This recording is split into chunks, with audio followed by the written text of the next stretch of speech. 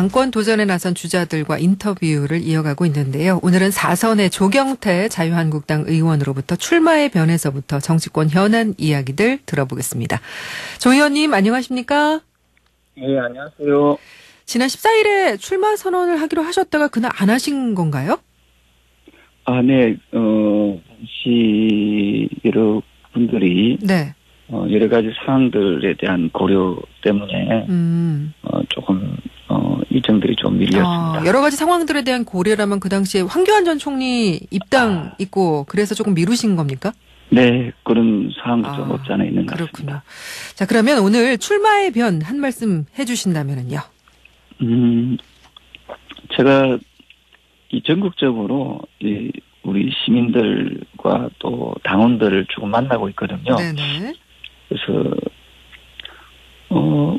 국민들께서는 자유한국당에 대한 관심이 조금 과거에 비해서 많이 높아진 것 같습니다. 근데 다만 우려하는 것은 새로운 인물이 없나 하는 그런 어떤 생각들을 많이 하고 계시거든요. 네네. 그래서 제가 이번에 고민을 좀 출마를 좀 해서 예. 좀 우리 당의 좀 이미지 쇄신을 좀 했으면 하는 그런 생각을 하고 있습니다. 예. 조 의원님은 28살에 정치 입문을 하셔서 부산 사하을에서 내리 4선을 하셨어요. 여야 통틀어서 최연소 4선 의원이신데 다른 주자들하고 차별화되는 본인만의 장점. 지금 4선이신데 사실 새로운 인물이라고 또 말씀드리기는 약간 애매한 부분이 있는데 어떤 부분을 좀 내세우고 싶으세요? 사실은 이제 보통 자유한국당 하면은 웰빙 정당, 예. 기득권 정당의 이미지가 강하지 않습니까? 예. 그 이미지를 조금 깰 수 있는 그런 후보 또는 그런 당의 얼굴이면 좋겠다 이런 생각들을 많이 하고 계시는 것 같습니다. 예. 아시다시피 저는 부산 자갈치시장 지객군의 아들이지 않습니까? 네네. 물론 그 자체가 큰 어떤 변화에 어느 정도 도움이 될지 몰라도 아무튼 자유한국당이 기득권 정당의 이미지에서 훌훌 벗어던지지 않으면은 다음 선거도 상당히 좀 어렵다는 그런 평가들이 많이 있거든요. 예. 왜냐하면은 이번 정권과 또 여당이 잘 못하고 있다는 것은 국민들이 누구나 다 알고 있습니다. 그 대한정당으로서 그런 이미지가 아직까지 좀 부족하다 하는 평가들이 많이 있습니다. 예. 정당 지지율 45.6%를 만들어내겠다라고 공약을 하셨던데요. 이 45.6%라는 숫자는 어떤 의미입니까? 예, 그 45.6%라는 그 정당 지지율의 그 뜻은 네. 2015년 9월 둘째 주에 새누리당이 그 당시에 여론조사에서 나왔던 그 결과치입니다. 그래서 과거에 새누리당이 국민들부터 높은 성원 지지를 얻었거든요. 예. 그런 지지율을 회복하겠다. 그런 전성기 시절의 지지율을 회복하겠다라는 말씀이신 거네요. 그렇죠? 그렇습니다. 네네. 정확하게 보였습니다. 지금 이제 한국당 지지율은 22.4%로 이제 기대치하고는 22, 3% 정도 차이가 나는데 지금 여당의 그 지지율 40.5%보다도 높은 기대치를 반영하신 건데 구체적인 보관이 있으십니까? 저는 우리 국민들이 지금 여당, 야당에 대한 기대치가 매우 낮지 않습니까? 여당에 대한 기대치가 낮은 이유는 이 경제가 지금 굉장히 거의 파탄 수준으로 지금 치닫고 있고요. 거의 파탄이라고 보시면 되겠습니다. 왜냐하면 현장의 목소리 들어보면 IMF 때보다 더 힘들다 하거든요. 또한 그 안보에 대한 불안감이 국민들이 생각보다 많이 높더라고요. 그래서 사실 나라의 큰 근본이라고 할 수 있는 두 가지가 지금 흔들리고 있는데 이에 반해서 제1야당이 가면 너네들의 정체성과 대안이 뭐냐 하는 부분에서 자유한국당이 제대로 된 대안을 내놓지 못하고 있다 이렇게 보고 있습니다. 네네. 그런 의미에서 경제 분야와 안보 분야에 대한 대안정당, 정책정당으로 확실한 자리매김만 한다면은 예. 국민들은 언제든지 저희 자유한국당을 지지하려고 하는 그런 마음은 돼 있다 이렇게 보고 있습니다. 예. 전대룰은 현행 단일형 지도체제를 이제 그대로 유지하기로 했는데 의원님께서는 집단 지도체제 도입을 주장하셨던 걸로 기억을 하는데요. 혹시 이게 불리하다고 생각하진 않으시는지요? 그런 점에서 현실적인 부분을 말씀드린다면은 예. 사실은 지난번 전당대회도 그렇고 지금 현재 당이 운영하는 모습을 보면은 단일성 지도체제를 가지고는 상당히 좀 불협화음이 또 많이 있을 수 있겠다라는 생각을 하거든요. 왜냐하면은 단일성 지도체제의 가장 큰 단점이라고 꼽으면은 정당의 민주성이 좀 많이 보장되기 어렵습니다. 예. 당대표가 아시다시피 무소불위의 권한, 권력을 휘두를 가능성이 높기 때문에 그러다 보면은 또 다른 불협화음을 형성시킬 수 있는 그런 위험성이 있기 때문에 예. 집단 지도체제로 가자 이렇게 했는데 이미 그 물 건너갔거든요. 예. 그래서 이 부분에 대해서 저도 많이 좀 아쉬움이 아쉬워하고 남으시겠습니다. 있습니다. 예. 네네. 조금 전에 이제 출마 선언까지 연기하게 만든 황교안 전 총리 그만큼 의식이 많이 되시는 상황이죠? 글쎄요, 우리 이 방송을 듣는 우리 청취자 여러분께서도 그렇고 사실은 스타트를 시작할 때 좀 약간 언론의 노출 빈도라든지 이런 게 너무 좀 차별 아닌 차별인 것 같아요. 예. 그래서 사실은 출마하기 전에 예상 후보자들이 나와서 좀 공정한 그 룰에 의해서 토론도 하고 그럼으로써 좀 제대로 서로 후보자들 예상 후보자들을 평가하는 그런 기회를 줘야 되는데 그런 기회가 좀 많이 좀 차이가 나는 것 같습니다. 사실은. 네. 어쨌든 이제 황 전 총리의 등판으로 친황이라는 새로운 계파까지 부상하고 있다는데 이 친박 비박할 것 없이 전화를 이제 돌리면서 접촉면을 늘리고 있다는 얘기가 나오던데요. 실제로 체감을 하시는지요? 아직까지는 크게 체감은 하지는 않고 있습니다. 다만 밑에 바닥의 민심은 크게 당원들의 민심을 말씀드리는 겁니다. 그렇죠. 사실은 좀 개파적 그런 이해관계 있는 부분을 좀 넘어서고 싶다는 게 당원들의 생각이거든요. 왜냐하면 자유한국당이 거의 망하는 수준으로 간 것은 개파 갈등으로 그게 제일 저는 순위다 이렇게 보고 있습니다. 국민들도 그래 보고 계시고요. 혹시 그게 재현되지 않을까 하는 우려하는 분들이 많이 있거든요. 그래서 제가 가지고 있는 좀 큰 단점이라고 하면은 핸디캡은 이제 민주당, 더불어민주당에 있다가 자유한국당으로 어떤 부분에 대해서 단점일 수도 있지만 또 그게 무개파라는 그런 또 장점 이런 부분에 대한 판단할 수 있는 기회가 좀 있었으면 좋겠습니다. 주호영 의원이 이 시간에 대선 주자, 대권 주자가 당권 도전에 나서면 1인 사당화가 될 우려가 높다라는 얘기를 했습니다. 의원님 생각은 어떠십니까?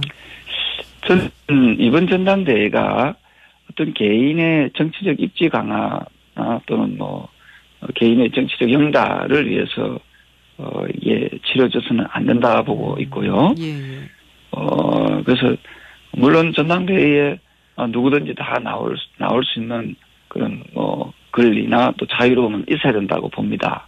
다만 이게 혹시나 또 여러 의원님 또는 당원들이 걱정하는 그런 어떤 식으로 당이 일방적인 방향으로 흘러가서는 안 된다 하는 그런 우려들을 많이 하고 계시는 것 같습니다. 그래서 황 전 총리를 당 상임 고문으로 추대하려고 했지만 일부 의원들이 반발해서 무산이 됐다는데 이건 어떤 기류라고 보세요? 저는 상임 고문이든 어떤 직책을 주는 것은 그거는 좀 조금 유연하게 대처하는 것이 좋겠다. 유연하게라는 말씀은 뭐 추대해도 된다라는 말씀이신 건가요? 네네, 저는 그렇습니다. 왜냐하면은 지난번에 오세훈 전 시장님도 미래 무슨 위원장, 특별위원장 뭐 이런 자리를 주지 않았습니까? 예. 네, 뭐 그 누구는 주고 누구는 안 주는 것도 행정성이 어긋난다 보고요. 예. 그래서 당을 좀 더 편하게 하기 위해서는 좋은 분들이 많이 우리 당에 들어오시고 또 그분들이 원한다면은 또 거기에 또 걸맞는 그런 자리 또는 뭐 그런 부분에 대한 고려 이것은 뭐 나쁘지 않다 이러잖아요. 그래 봅니다. 예. 그리고 지난 16일에 열린 연찬회에서 당 조강특위의 당협위원장 인선에 대한 문제점을 제기하셨습니까? 어떤 내용입니까? 네, 그 부분에 대해서 우리 당이 얼마나 좀 독선적이고 반민주적으로 가느냐 하는 부분에 대해서 이래가지고 우리가 수권정당이 될 수 있을까 하는 그런 우려에서 좀 쓴소리 했습니다. 네. 예, 어떤 내용을 이야기를 하신 건가요? 언론에도 물론 나왔겠지만, 예를 들어서, 뭐, A 모 지역에서 오디션에서 탈락한 분을, B 모 지역으로 보낸다든지, 네네. 그런 게, 몇 건 있었던 것 같아요. 그래요? 그 다음에 당원이 아닌 분을, 당원 협의회 위원장으로, 이렇게, 내정을 해놨다든지, 그것도 여러 건 있습니다. 예. 그리고 그 지역에 뭐 활동도 살지도 않는 분을 또 열심히 했던 분을 제치고 당협위원장, 당원협의회 위원장으로 확정 짓는다든지. 예. 사실 지금 공천하는 거 아닌 게 아니거든요. 그렇죠. 예. 당원협의회 위원장이라는 것은 평상시에 당원을 잘 관리하고 네네. 우리 당을 홍보할 수 있는 그런 직위를 가지는 자리인데 그런 자리를 내년 총선과 혹시 결부시켜서 미리 그런 식으로 하지 않았나 하는 생각이고요. 예. 이 부분에 대해서는 제가 지적을 좀 했었습니다. 이게 지금 말씀하신 부분들이 정말 사실이라면 이거는 원천 무효돼야 되는 부분 아닌가요? 그래서 제가 이 부분에 대해서 책임자 처벌하고 네네. 진상조사위원회를 꾸려서 분명하게 밝혀라 하고 제가 용감하게 이야기를 했거든요. 예. 근데 아직까지 응답이 좀 하는 것 같습니다. 예. 정부 여당이 아무리 지금 잘못한다고 해도 우리 당이 이렇게 썩어 있는데 과연 우리 당에 과연 국민들이 신뢰할 수 있겠느냐 하는 부분을 제가 강조했던 것입니다. 예. 어쨌든 이 부분은 조금 더 좀 지켜봐야 될 것 같습니다. 중요한 말씀을 해주셨는데요. 예. 자, 여당 얘기도 좀 해보죠. 손혜원 의원이 부동산 투기 의혹 관련해서 탈당을 선언했는데 검찰 조사에서 이제 조금이라도 0.001%라도 사실로 드러나는 부분이 있다면 의원직 사퇴하겠다라고 했습니다. 손 의원이 구입한 부동산 숫자가 22채로 늘어난 상황인데 이렇게 진상규명에 나서겠다고 자신감을 보이는 부분 이건 어떻게 보십니까? 저는 만약에 우리가 입장을 바꿔놓고 생각해 보겠습니다. 자유한국당의 국회의원이 만약에 지금 말씀하신 의원처럼 행동했다면은 아마 시민단체, 우리가 일반적으로 통상적인 시민단체, 그리고 지금 정부 현 정권 적폐 규정을 지금 청산을 하자는 정부와 여당에서 가만히 있었겠습니까? 바로 이런 부분이 전향적인 내노남불이고 국민들로부터 공분을 사고 있는 모습을 봅니다. 그래서 하루라도 빨리 손 의원은 이런 부분에 대해서 자신도 그렇지만은 좀 정부 여당도 이 부분에 대한 좀 더 엄격한 잣대를 좀 대는 것이 옳지 않을까 생각을 합니다. 어제 박지원 민주평화당 의원에 대해서는 배신의 아이콘이라면서 검찰 조사를 함께 받고 싶다라는 얘기를 했는데 이 얘기를 한 거는 박지원 의원도 관련해서 문제가 있다는 의혹을 제기한 거라고 봐야 될까요? 왜 이런 어떤 의미를 갖고 있다고 보십니까? 글쎄요, 배신이라는 표현은 원래는 좀 친했는데 뭐 배신했다 이거 아니겠습니까, 그죠? 서로 안 친했으면 그 배신이라는 단어를 쓰지 않겠죠. 네네. 그래서 이 부분에 대해서는 아마 검찰 조사가 그렇죠. 하게 되면은 예. 뭐 내용들에 대해서 진실 규명은 될 것이다 이렇게 봅니다. 예. 이제 손 의원을 둘러싼 투기 의혹의 실체는 말씀하신 것처럼 검찰 수사를 통해서 가려지게 되는데요. 한국당을 비롯한 야당에서는 탈당이 아니라 의원직 내려놓고 검찰 수사 받아라라는 입장인데 이 사안 관련해서 한국당이 어떻게 대응을 해야 된다고 보십니까? 한국당에서는 뭐 대변인 논평과 또 이런 그 진상 규명하는 우리 의원님들께서 예. 지금 말씀 주신 대로 의원직 사퇴 후 검찰 조사 받아라 하는 그런 의견을 내놓고 있고요. 예. 어쨌든 지금 한국당이 이 부분에 대해서 또 국민들이 또 알아야 될 그 알 권리에 대해서 좀 철저한 예. 진실 규명, 진상 규명이 저는 있어야 된다고 생각을 하고 있고요. 네네. 이 부분에 대해서는 저는 여당인 더불어민주당도 네. 적극적으로 협조하는 것이 저는 온당하다 이렇게 보고 있습니다. 예. 그런데요, 서영교 의원은 재판 청탁 의혹 관련해서 원내수석 부대표 자리에서 자진 사퇴를 했는데, 그런데 정치적, 도덕적 책임은 지금 묻지 않고 있는 상황이잖아요. 이 부분은 어떻게 적절한 책임감을 보였다고 생각을 하시는지요? 국민의 눈높이에서는 아주 많이 부족하다. 이런 게 일반적인 시각인 것 같거든요. 예, 그래서 과연 이 부분 역시도 그 현 여당과 정부의 적폐청산의 항목에 예. 사실은 그 부분도 이런 류의 어떤 그 청탁 이런 부분도 상당히 좀 심각하지 않는가 뭐 이런 말씀들을 많이 하거든요. 예, 그렇죠. 자, 그러면 저는 내원 의원의 어떤 문제와 서영교 의원의 문제는 저는 국회에서 철저한 저는 진실 규명이 있어야 되고요. 필요하다면 국정조사 또 여당이 저는 수용하는 것이 옳다 이렇게 봅니다. 근데요, 지금 보면은 사실 이제 손혜원 의원의 부동산 투기 의혹에 대해서는 야당이 거세게 연일 공세를 펼치는데 어쩌면 이제 그보다 더 심각한 사안인 재판 청탁, 재판 거래가 될 수도 있는 이 부분에 대해서는 조용하거든요. 사실상 이제 상고법원 설치와 법사위 의원의 재판 거래 의혹까지가 제기되는 부분인데 잠잠한 게 좀 이상하다 이런 시각도 있거든요.